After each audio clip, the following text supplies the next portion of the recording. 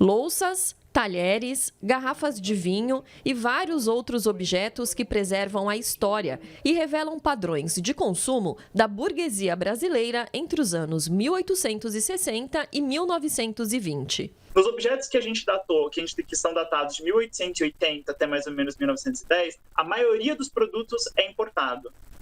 É produto de maior parte da Europa, assim, produtos caros, produtos de boa qualidade, de excelente qualidade. Eles eram basicamente louças inglesas, louças francesas, garrafas de vinho espanhóis, garrafas de vinho portuguesas. De acordo com o arqueólogo, para fugir da grande movimentação do centro da cidade, que vivia o auge da exportação do café, as famílias santistas começaram a se mudar para bairros vizinhos, como Paquetá, que até hoje preserva algumas construções antigas. Quando a gente encontra um sítio que ainda tem, que a gente encontra um sítio arqueológico, que a gente consegue ainda relacionar tudo que estava chegando no Porto de Santos para este local, a gente consegue traçar a localização de onde esse material estava indo, além de traçar um padrão de consumo para que essa população estava tendo, porque a gente realmente conseguia traçar assim um padrão de consumo. Então, a gente encontrou, por exemplo, 10 garrafas de vinho de uma mesma marca portuguesa. Então, havia uma predileção por vinhos portugueses, havia uma predileção, que era uma maioria. A gente conseguiu ver que a maior parte dos pratos os pratos importados que tinham, eles eram ingleses, e maior parte de uma mesma marca.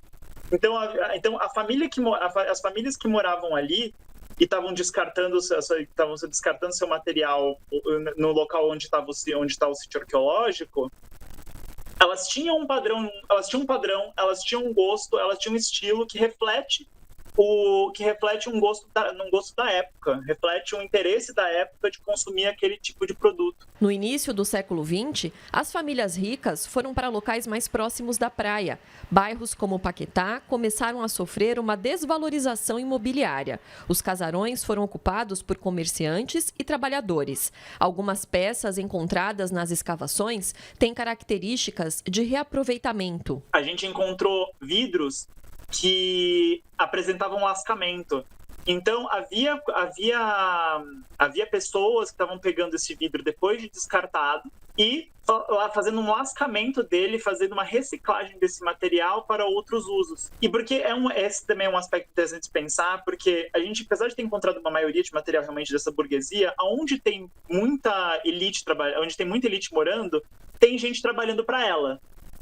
Então, esse pessoal não estava cuidando da casa sozinho, não estava cuidando da casa, não estava cuidando da família, não estava cozinhando, não estava fazendo essas coisas. Havia pessoas trabalhando para elas, normalmente populações afrodiaspóricas. Tratando do período que a gente está trabalhando, a gente não tem como ter certeza se eram pessoas escravizadas ou ex-escravos que estavam trabalhando. A gente não tem como ter absoluta certeza, porque realmente 1880, a data da abolição é muito próxima, a gente não tem... Santos era uma cidade conhecidamente abolicionista desde antes da data oficial de abolição. Então, a gente não tem como ter certeza, mas normalmente esse tipo de tratamento de reciclagem de material normalmente é realmente associado a essas comunidades afrodiaspóricas. Então, a gente consegue realmente, quando a gente consegue olhar esse material, além de a gente conseguir ver esse material passando da sua origem na Europa, do seu consumo aqui no Brasil, do seu descarte e da sua reutilização, da sua ressignificação por outras comunidades. As quase 3.000 peças foram retiradas desta área de 1.700 metros quadrados, onde está sendo construído um conjunto habitacional. Por se tratar de uma região histórica, a construção precisou ser acompanhada por arqueólogos, que já logo na primeira escavação encontraram peças e consideraram aqui um sítio arqueológico. A obra ficou parada mantida durante um mês para que todo o material pudesse ser retirado. Essa é uma obra de suma importância para a cidade de Santos. Ela faz parte do processo de revitalização do centro da cidade. Dentro dessa revitalização do centro, a gente entende que é necessária a construção de unidades habitacionais e também de interesse social. E no caso, essa obra é uma habitação de interesse social, 50 unidades habitacionais sendo construídas. O monitoramento da obra terminou 4 meses depois, em maio. Para o arqueólogo, toda essa região pode ter verdadeiros tesouros históricos escondidos. Eu acredito que o sítio ele se expanda além da área do empreendimento. O problema é que a gente só podia escavar dentro da área do empreendimento. Mas eu acredito que o sítio, se rolar escavação embaixo dos edifícios que tem do lado,